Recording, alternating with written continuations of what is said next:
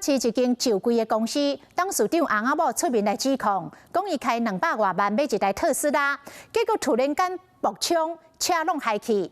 因找第三方来鉴定，讲正歹证明是人为的因素，但是特斯拉公司认定这车祸就是人为的，即摆双方在相告。 顺车道过2个月，想要到第3个月的是形容煞失控去弄到。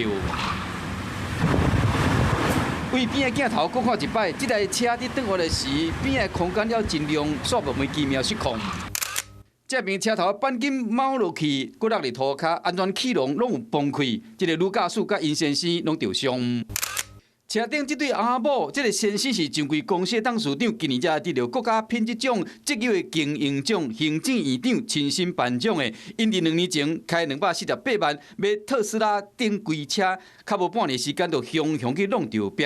赛车这个太太准认讲，当时伊根本无吹电，毋过这台车敢若是家己侦测到头前无障碍物，雄100%的电力冲出去。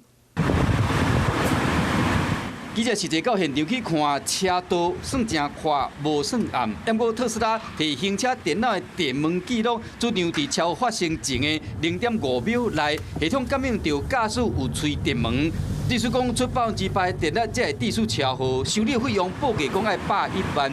第三方公证单位有鉴定，我都证明讲这个驾驶瞬间动吹这个电门，我都判定事故是人为所造成的。双方要伫行法院。 Hello， 我是庄慧琪。想要抢先掌握最及时的新闻资讯吗？赶快订阅、按赞、开启小铃铛，锁定华视新闻 YouTube 频道。